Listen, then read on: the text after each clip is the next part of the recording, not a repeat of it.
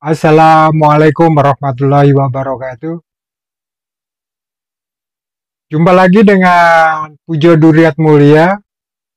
Kebetulan saya pakai kaos MGM, Manen Gede Mulia. Ini sebuah usaha fertilizer ya, pupuk. Kalau dipupuk panennya gede dalam usaha Mulia Group. Ya, kali ini saya dikejar beberapa jurnalis itu, kawan-kawan jurnalis yang uh, di negara ASEAN ataupun yang di dalam negeri, dan ini perlu juga pengetahuan kita semua, uh, bagaimana sih sebenarnya seduhan teh ya, dalam tea bag itu yang paling bagus, yang tenggelam atau yang tidak gitu ya. Gitu. Ini sekarang kalau kita bicara masalah pertahanan Indonesia, kita jangan hanya bicara sebagai beverage, sebagai minuman, tapi kita harus mengeksposnya sebagai pangan fungsional. Gitu. Karena apa? Sekarang pemerintah sedang mengekspos pangan fungsional. Nah, itu pangan fungsional. Karena kalau hanya mengandalkan unggulan, apa tidak, teh itu sudah tidak masuk unggulan. Tapi kalau teh itu sebagai pangan fungsional, yes.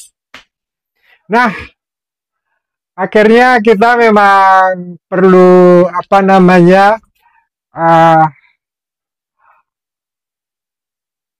teknologi pangan, khususnya terkait dengan kantong teh, tea bag.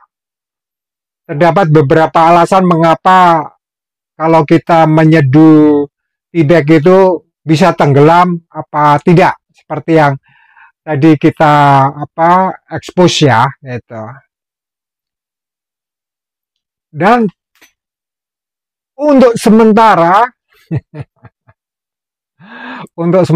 karena kita bicara masalah bahan baku yang ada di alam, apa yang ada di panen, ada yang di pabrik gitu.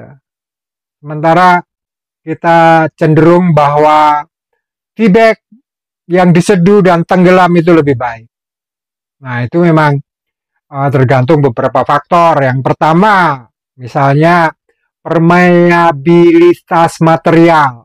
Kantong teh yang baik terbuat dari material yang memungkinkan air itu cepat meresap dan menggantikan udara di dalam kantong, sehingga kantong akan segera terpenuhi air. Hanya masalahnya di dalam kantong itu tehnya bagaimana gitu ya. Isi kantong teh itu kepadatannya kumaha. Seperti daun teh memiliki kepadatan lebih tinggi dibanding air. Nah, jika dikemas dengan baik, kantong tadi, tea bag tadi itu akan tenggelam. Dan yang ketiga gitu ya, itu desain dan ukuran. Tadi kita lihat 1,84, 1,9 gram sampai 2,9 sekian ya, yang herbal gitu ya. Desain dan ukuran. Beberapa kantong teh dirancang dengan ukuran dan bentuk yang meminimalkan kantong udara sehingga mudah tenggelam. Kemudian yang keempat, itu penghilangan udara. Nah, ini sudah ada teknologinya ya. Proses produksi dapat mencakup langkah-langkah untuk menghilangkan udara dalam kantong teh. Ya, seperti di vakum atau dengan teknik pengepakan yang khusus itu ya. Yang kelima, jenis bahan pengisi. Nah, seperti yang ketiga, tadi nomor 3 tadi itu kan ada apa namanya herbalnya, peppermint gitu ya. Penggunaan bahan pengisi yang lebih berat atau lebih padat dapat membantu kantong teh itu tenggelam lebih cepat. Tapi tadi peppermint agak istilahnya meringankan. Nah ini kalau peppermint lebih apa namanya terlihat lebih ringan, teknologinya bagaimana gitu? Karena teknologi itu adalah alat yang paling penting.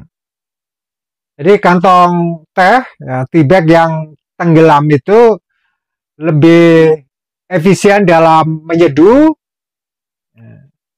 karena memungkinkan air yang untuk menyeduh itu bersirkulasi lebih baik di sekitar daun teh, memberikan ekstraksi rasa yang lebih maksimal. Dan kalau kita memakai aromatic glass, tentu saja aromanya akan keluar, warnanya juga akan maksimal gitu ya. Itu. Nah, kemudian kalau kita lebih menciut itu kantong teh yang memiliki permeabilitas yang tinggi itu biasanya terbuat dari bahan-bahan seperti apa sih? Atau kertas filter dibuat dari serat abaka atau selulosa yang memberikan sirkulasi air yang baik. Ini tentu saja biasanya kalau ada di sertifikat Badan POM, BPOM itu tuh akan diberitahu gitu ya. Yang kedua, nilon digunakan untuk kantong teh dalam bentuk piramida, sangat permeabel dan tahan panas. Walaupun tadi yang nomor 3 itu tidak piramida tapi single bag, itu dari nilon. Jadi air itu bersirkulasi lebih baik gitu ya. Kemudian bahan tea bag itu yang polylactic acid, bahan biodegradable, juga menawarkan permeabilitas yang tinggi. Yang keempat, kapas, bahan alami dengan pori-pori yang baik untuk sirkulasi air. Nah, ini bahan-bahan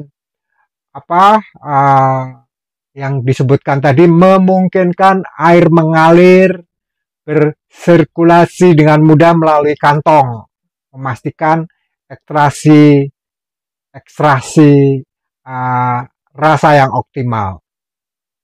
Nah, kemudian tentang bahan baku ya, apakah black tea, apakah green tea, kepadatan isi kantong teh yang tidak mengapung biasanya memiliki karakteristik bagi berikut. 1. Kompaksi rapat.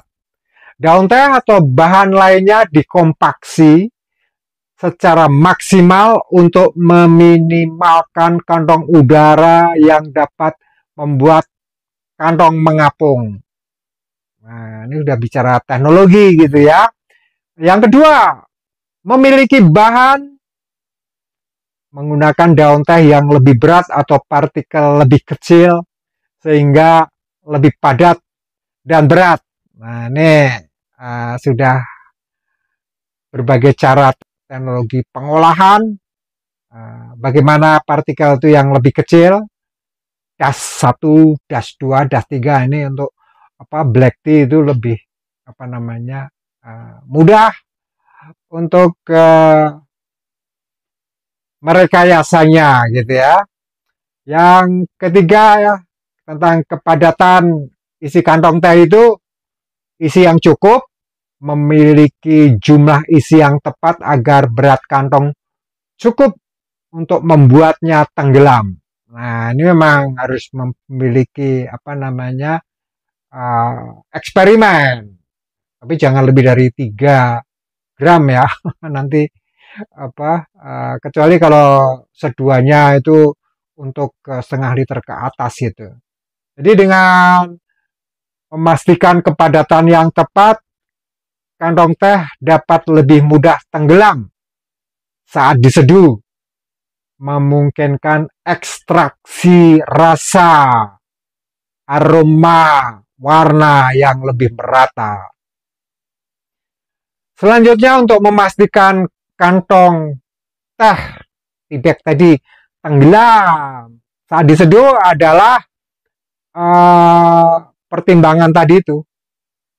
Coba bentuknya piramida, tidak single bag gitu kan. Atau bisa juga mencoba double bag gitu kan. Bentuk ini memberikan ruang lebih banyak bagi daun teh untuk mengembang dan bersirkulasi air yang lebih baik. Ukuran yang kompak, kantong yang lebih kecil dengan isi yang lebih padat dapat membantu mengurangi kantong udara dan meningkatkan kepadatan.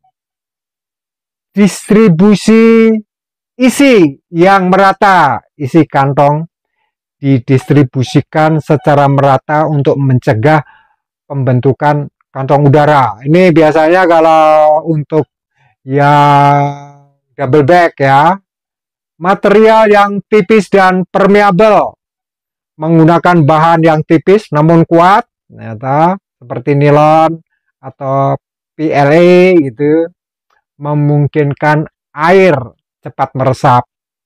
Dan yang kelima, desain tanpa lipatan berlebih. Nah, ini memang mau single bag atau double bag. Tapi tadi ternyata yang nomor 2 itu lipatannya berlebih, double bag tenggelam juga gitu ya. Yang paling tenggelam malahan gitu kan. Menghindari desain yang banyak lipatannya yang dapat menjebak udara. Itu memang semua saling berkaitan gitu ya. Untuk menghilangkan udara dalam teh, ini teknologi ya, bisa divakum, menggunakan mesin vakum untuk mengeluarkan udara kantong ya. Sebelum disegel, ini untuk packing. Teknik pengepakannya memastikan isi kantong teh itu dikemas dengan rapat untuk meminimalkan ruang udara menggunakan mesin pengisi. Mengisi kantong teh dalam lingkungan yang terkontrol untuk meminimalkan udara yang terperangkap. Sekali lagi juga desain gitu, desain kantong itu tadi itu ya, sehingga desain itu bisa mencegah pembentukan kantong udara, kantong dengan segel rapat dan bahan yang fleksibel gitu kan. Ini juga bisa kadang-kadang di shaking gitu ya, pengocokan ringan gitu, sehingga pengisian itu lebih baik gitu ya untuk mengeluarkan udara.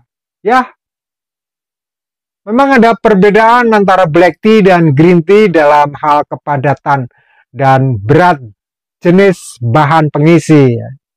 Tea bag itu memang perlu dikondisikan supaya tenggelam ya. Jadi tea bag yang isinya black tea biasanya lebih teroksidasi dan dapat memiliki daun yang lebih padat dan berat untuk membantu kantong teh lebih mudah tenggelam. Tapi green tea cenderung memiliki daun yang kurang teroksidasi dan lebih ringan, yang memungkinkan lebih sulit tenggelam dibanding black tea. Tapi tadi itu yang kedua itu green tea ya, itu bisa tenggelam. Nah, ini memang harus mengkombinasikan semua hal, faktor-faktor. Nah, karena perbedaan ini, black tea umumnya lebih mudah tenggelam dibanding green tea ya, tapi belum tentu ya. Jadi demikian kawan-kawan, kita bisa membuat produk yang acceptable, yang diterima untuk diekspor. Jadi importer di sana itu mendengarkan review, ini oke apa enggak gitu, yes or no, yes gitu kan. Jadi tolong diperhatikan hal ini dan jangan lupa selalu melakukan eksperimen di laboratoriumnya sendiri. Saya kira itu. Wassalamualaikum warahmatullahi wabarakatuh.